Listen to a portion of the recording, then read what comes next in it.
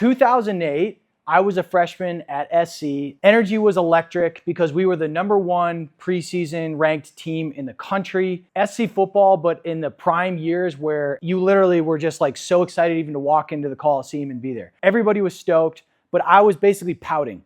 I was basically pouting because I thought I was gonna be able to get a scholarship out of high school to play football. And that didn't pan out for me, so I ended up in the student section for the very first time, sitting and watching somebody else play. And I kind of just had a moment to myself where I sat and I just thought, I got 4 years here at SC. I got 4 years where this is gonna go by. And if I look back at that time and say, I never tried to play football at SC, I'm gonna miss this opportunity and I'm never gonna freaking get it back. So in that moment, conversation to myself amongst the madness, I made the commitment that I was going to walk on to the football team. I didn't know anybody on the team. I didn't know where to go. I walk into this building because I heard the football office was there. I asked the janitor, where is the football office? And he points me over. So I go and I talk to the secretary. I'm like, hey, I want to ask you and learn about walk-on tryouts. She's like, you can't just like walk in here and talk to people. I'm like, well, what else am I supposed to do? She's like, well, come back next week. Maybe I'll have some more information for you. So I come back the next week. My heart's still in my throat. I'm nervous as hell because I don't know anybody here. I don't know how this is going to pan out. And she's like, hey, walk-on tryouts are actually next month and here's the details. So I get ready and I walk on and I make the SC football team. So I went from that moment of sitting there in the stands, down on my luck, thinking about how life is passing me by and the sport that I love I'm never going to get to play again, and everybody else is on the field, and now I'm on the field.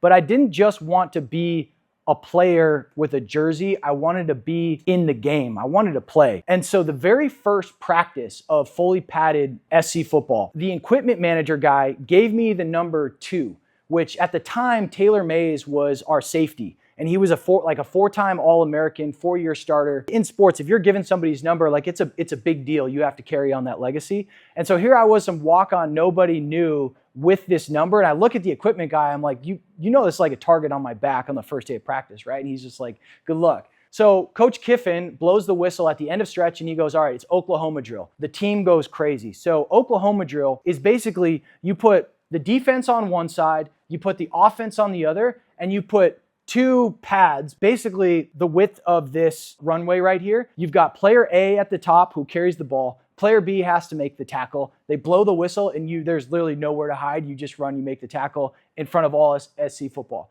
So I tried to get in the drill and players are like, yanking me out, throwing me to the side. I stumble, I fall to the ground. But I just want to give it a shot. I'm like, this is my one chance to do it. And finally, towards the end of the drill, coach throws me in. And I look across at who's carrying the ball. And it is Alan Bradford, our biggest, baddest, most senior running back that we have. 225, maybe 240, sub 10% body fat, a freak of an athlete. And to make it worse, he would wear this Punisher on his t-shirt underneath his pads and he would tuck it up and he had a black visor so you can't see his eyes. So literally the meanest, biggest, baddest back that we have is the guy I'm going against in Oklahoma drill. And I swear to God, you guys, it was literally like a movie. I'm backed into a corner. The whole SC football team is there. I get down in my stance. I snap my chin strap. I can literally still hear the snap in my head. And the whole world slowed down. Coach Kiffin blew the whistle. And I came down as hard as I possibly could. And I was like, I will break every bone in my body to make this tackle right now in this moment. And I hit and I brought my feet and I held on and I put Alan Bradford on his back, made the tackle. The place goes freaking crazy. My DB coach is over. He doesn't even know my name.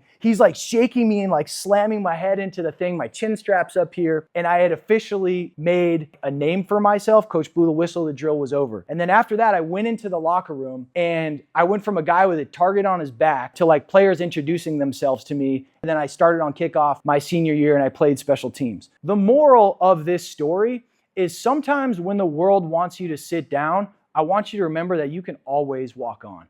Next quick story before I get into kind of the meat and potatoes of this presentation. I've been an entrepreneur for the last 9 years and I've learned a lot about business and I love talking about this stuff. So how could I potentially start talking with students or other people about entrepreneurship, what it takes, and framing my story? So I go online and I find a bunch of USC professor email addresses. I don't know anybody here. And so I start cold outreaching. I put together my pitch about this former SC football player and I try to make it easy for the professor. Hey, maybe you want guest speakers. Maybe it's hard to get them. I don't know. I don't hear anything back for 10 days, so I follow up. hey, are you still working at SC? I don't hear anything back again, so I follow up a week later. Hey, I'm sure you get these emails all the time, but any chance, this might fit in your curriculum? And this one gets a response. It says, Cody, thanks so much for your email. I don't teach small business. My guests all have had emerging businesses that have scaled to many millions of dollars. Best of luck. So I'm like, all right, well, I got a response. So I'm like, many millions past 2 million? I'm jealous. Do you have anyone that teaches small business that I could try to connect with?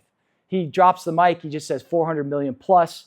I said, great, I'll follow up in a few years when my business is bigger and maybe I'm worthy of speaking in front of your group. Then, like anybody would do in today's day and age, I take screenshots of it and I post it on social media. And the angle that I usually take with social and building a business and like building in public is like, yo, I'm one no closer to a great yes. Most of the times the shots that you're gonna take are not gonna land, but you just gotta keep going, get it off the board, get it into the game. It didn't work. Move on. Now, this sort of angle that I had started getting a lot of traction from my network and people, and then all of a sudden the algorithm places it in front of Professor Owens. And he's like, hey, Cody, I saw something you posted. Sadly, nothing surprises me anymore about, some of the tone and things that I hear from other people. Text me and let's see if this potentially fits as a lecture topic for my class in the fall. So we get on the phone, we're talking through it. And he's like, so what do you want to talk about if we were to actually do this? So I get up on my soapbox. I'm like, now's my chance to pitch and see if I can actually turn this into something. I'm like, I want to talk about embracing discomfort. I want to talk about reframing rejection.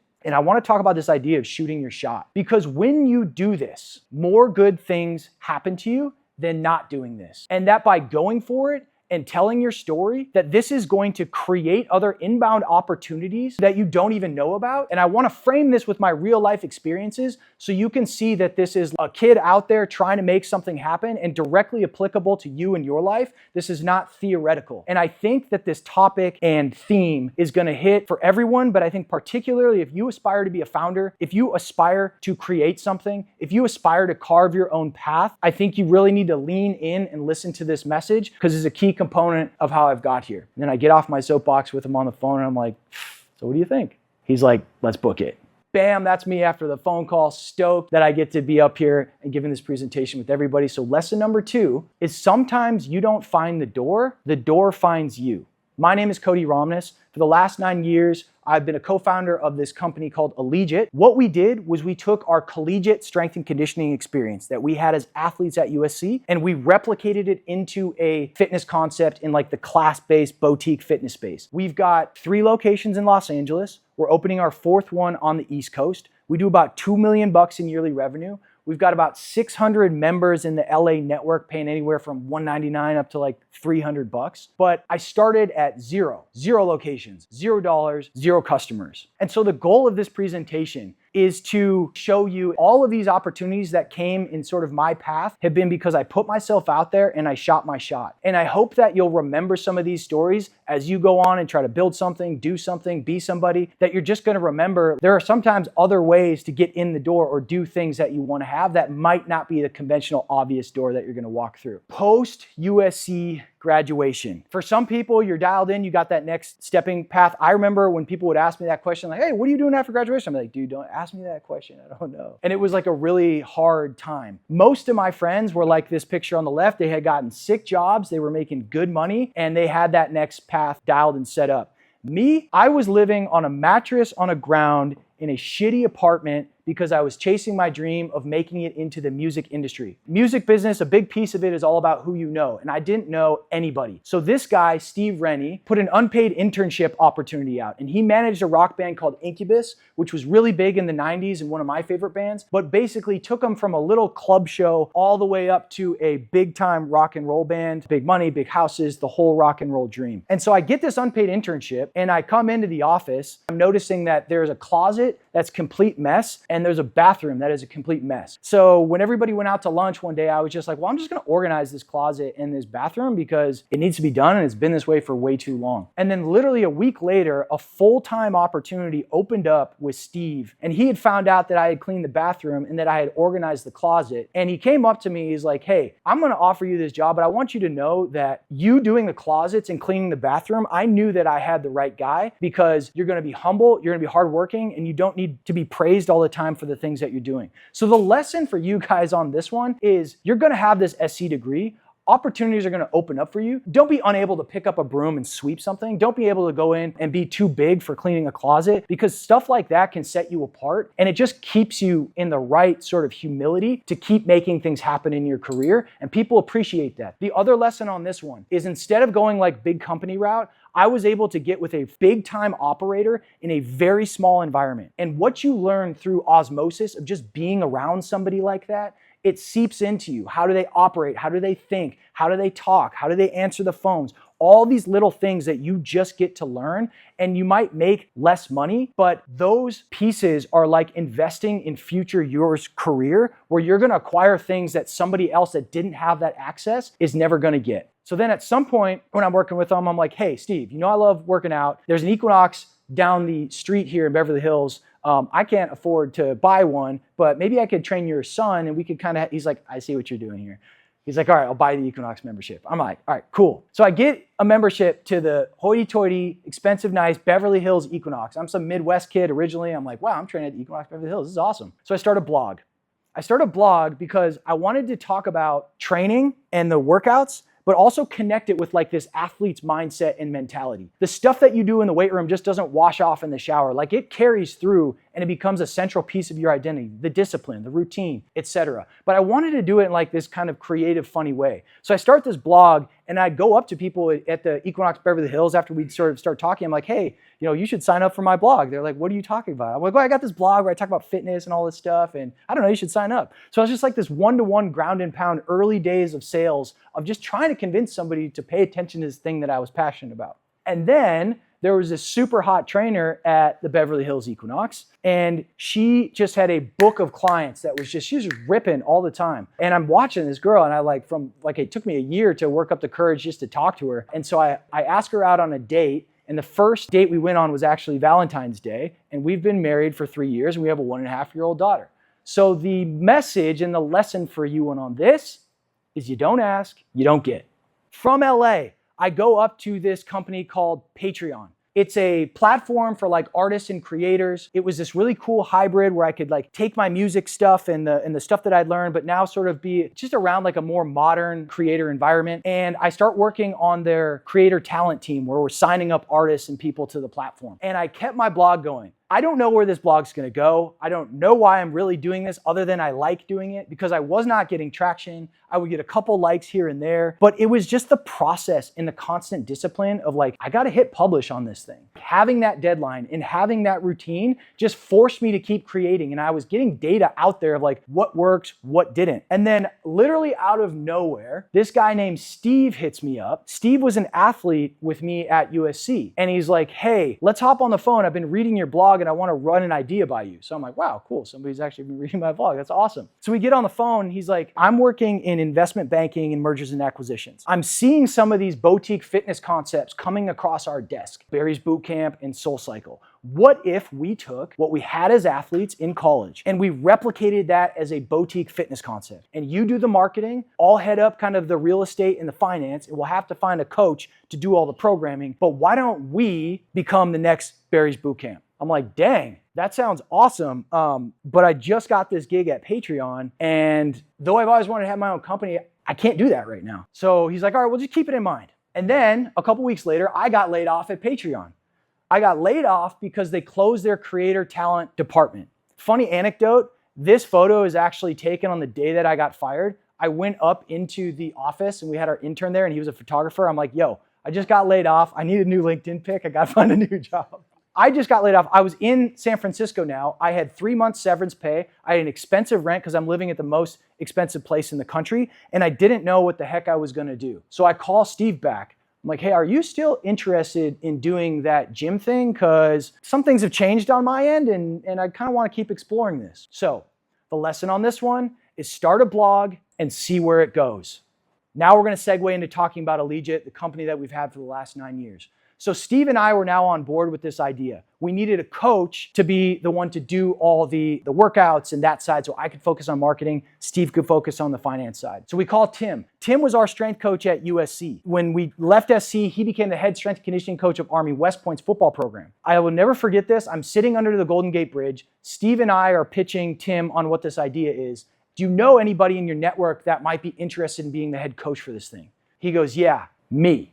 I never thought Coach Tim would ever leave collegiate strength and conditioning, but he was ready to bet on himself and take that next step. So now all of a sudden, literally within a couple of phone calls, a couple of days, bam, we had 3 partners and we had an idea. So this is how we started our startup. We had no name, we had no location, we had no revenue, we had no members, but we were strong in the dream department, ambition department. We had 3 good partners focused on specific areas of the business: product, marketing, finance. And we had a very inaccurate financial projection spreadsheet about how good and up and to the right year 1 was going to go. Which leads me to year 1, the absolute crucible of starting your own business. Key player stats here: $18,000 take home in my first year of starting my business. I burned through my savings. I went into credit card debt, but let me tell you what I got. I learned how to sell like my life depended on it, because it did. I learned how to market like my life depended on it, because it did. And I learned how to live in uncertainty, because through school, college, sports, etc., you have so much structure. And then poof, you're out in the working world. Damn, where is all that structure? And how you keep your helmet on straight and navigate that uncertainty is a lifelong game, but I learned it pretty intensely in that first year. And why that year was so beneficial is because you learn the nuance, the battle stripes, and the hard-earned lessons that you cannot read about in a book when you learn by doing. You cannot fake your way through some of these things or watch a podcast or watch a YouTube. You have to learn by doing to get some of these things. And it was such an investment in who I was going to be and the things I was going to do in the future, all because it was forged in that super hot fire in the beginning. And so the lesson number 5 I want you guys to remember on this one is you learn by doing, and always listen to the doers.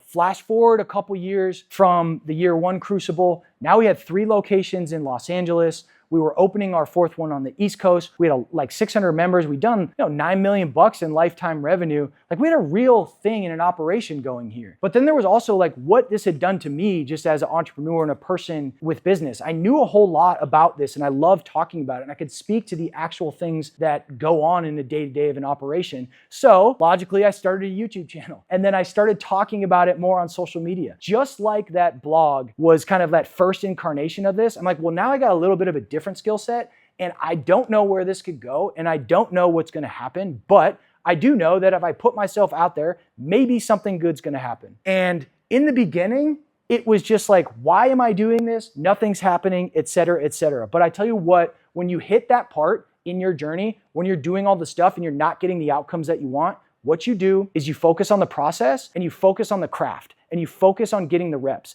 and you just keep going, because you get better and better and better and better. And then before you know it, an opportunity is going to drop in your lap. You don't know when that one's going to happen, but it's eventually going to come. And it happened for me when Alex Hormozi randomly decided to show up at our gym in Los Angeles. So if you don't know Alex Hormozi and his wife Layla, they own this big acquisition.com portfolio company. He's like one of the biggest business influencers out there, but he also got his start in fitness. So they got, I don't know, probably 12 million followers across their network and stuff like that. So all of a sudden at night, I get a text from their executive assistant that my front desk sends me, and she's like, hey, I'm not sure if this is real. So I get the number of the executive assistant. I call her and she's like, yeah, they want to come in. They're doing a podcast at your gym. Can they come? I'm like, holy shit, this is for real. All of my sales training, all of the stuff that I learned in business as you do and you binge these podcasts because it matters and you're trying to figure all this stuff out on your own, so much of it came back to the stuff that they were putting out. This was going to happen. I was like, well, I want them to have a great workout. I want them to show my appreciation. I got to maximize this once in a lifetime opportunity somehow, but I don't want to like fanboy over them, Like, I don't want to be like, oh, let's get a selfie. It's like, that's not what I want to do. So I'm like, what's the move? So I'm pitching my wife and going through this, like freaking out at night before the next day happened. She's like, just write them a letter. I'm like, that's exactly what I should do. Like, great call. So I handwrite a note. 2 parts to the note. One is just like my heartfelt thank you at the top, everything I've learned from them and the specifics, because it wasn't BS. I literally had spent so much time with them. Then the second one was my ask. So they have a $5,000 ticket to their acquisition.com scaling event in Las Vegas, where you get to go. It's a bunch of other entrepreneurs that have built their businesses. Everybody buys a ticket and you just crash course 2 days in Vegas learning about building your business. And so I was like, this would be an amazing thing for me to get if that were the case. So Hormozi shows up the next day. He gets a workout in at the gym. He's an absolutely amazing guy. He would come over, talk to me about the business in between. And then without asking, he posts us on his social media to like 4 million followers. And at the end of his workout, we say goodbye and I give him the handwritten note. I'm like, I hope he reads it. 2 weeks go by. I didn't hear anything. Maybe it's not going to happen. Maybe I'm not going to get the ticket. But at least I went for it, and at least I shot my shot. And then I got this voicemail from their customer success rep saying, hey, I just heard from Alex Hormozi himself that he wants to invite you personally out to our workshop in April. So once I got that voicemail, that was my stoke level. And a lot of the same thing that we're talking about right now. You don't ask, you don't get. Show some taste, think win-win, be respectful, and shoot your shot. All the same stuff that we're talking about right now, but like proof in the pudding that this actually does work and it happens. He reposted it on his story because somebody texted him that I have no idea how he got it. And when I showed up to the acquisition.com scaling event, everybody already knew the story. Their staff's walking up and introducing themselves to me. It was like this extra elevated opportunity just by telling the honest story of what had happened, that if I didn't do those things, I wouldn't have had that like extra layer. Just simply by telling what happened in a compelling way, because I had the practice when nobody was paying attention. Which brings me to lesson number 6. Get your freaking reps when nobody's paying attention to you, because one day people are going to pay attention to you and you're going to be that much more skilled. In conclusion here, let's land this plane. There's a blog out there in the kind of startup world about this guy talking about how to increase your luck surface area. And he says the amount of serendipity that will happen in your life, your luck surface area,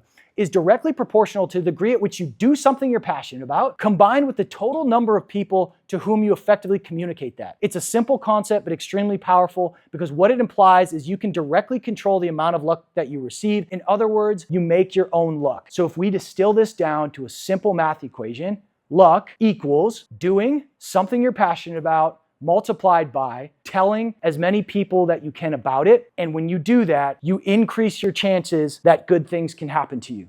I want you to remember to shoot your shot, whatever way that materializes for you guys in your life and in your world. I wish you good luck. I wish you Godspeed, and fight on. Thank you.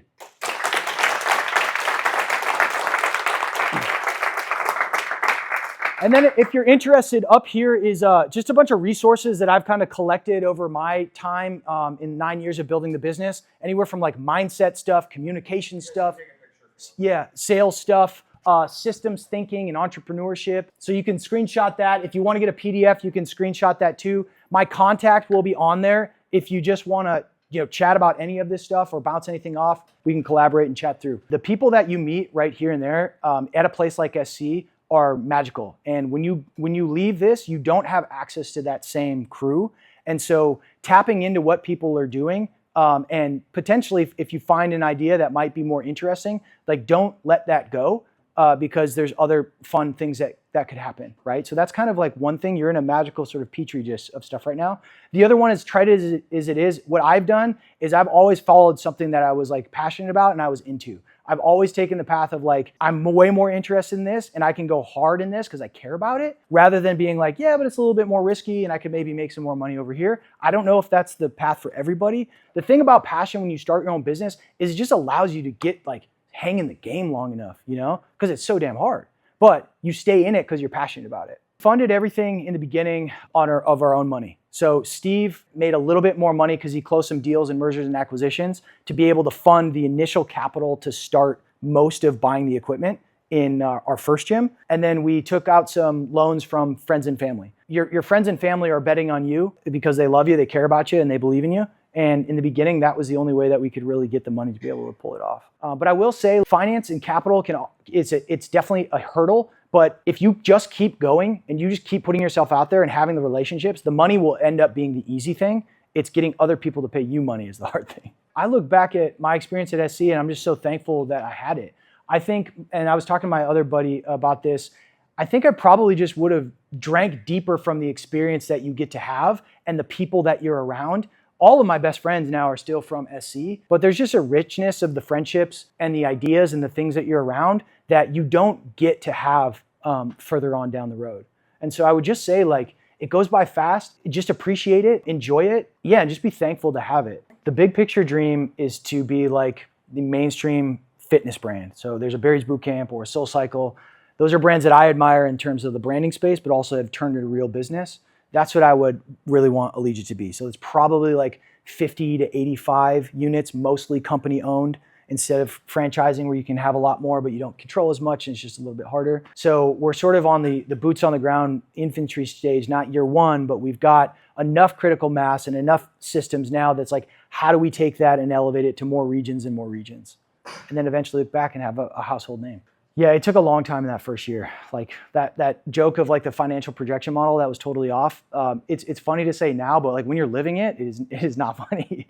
And it took probably in that first year 6 to 9 months to like start getting closer to where we actually thought that we were going to get. Now that this is our 4th location, like we're already at break even with our pre-sales, and we haven't even opened the gym at the new one because I know way more of what I'm doing. I know how to market, all that kind of stuff, and land and expand in new markets. But in the beginning, it was definitely really difficult. But again, like that's that idea of it can't be bought, it must be earned. Motivation-wise, how has it changed? The big picture dream and the vision hasn't changed. Still want to do all that. The levels of difficulty, like playing in a video game, and like the bosses that you face now are just like way harder and like more complex. I work a lot more through other people now instead of like doing the work on my own. You acquire different skill sets of how to manage people, how to structure systems, that kind of thing. But the overall drive and passion and motivation is still there. I want to amplify the scale of what we have. It was a kind of a burn the boats mentality. I didn't have anything else to like go to or do. Nobody was going to save me. I had my business partner that was also in there for the same reasons. Kind of had that shared camaraderie, and it was like he and I against the world, and we were going to figure this thing out. We committed long enough where it'd be foolish to think that in my first 3 months we were going to make it happen, right? Or 6 months. Knowing that going into it, and you would get wins along the way, right? It's not just like eating no's 100% of the time. You start to stack some W's, and then that just gives you a little bit more confidence that you're kind of going on the right path and the right way. But it's hot. Like whenever somebody's like, oh, I want to start my own business, the first question I'm usually asked them is like, are you sure? Like, are you prepared for what it's going to take? And then just like thinking through that and not encouraging them to not do it. Like it's for real when you're playing for keeps. But it's also on the flip side of that, it's amazing because like your back's against the wall, you have to make it happen. You figure out what to do when your back's against the wall kind of thing.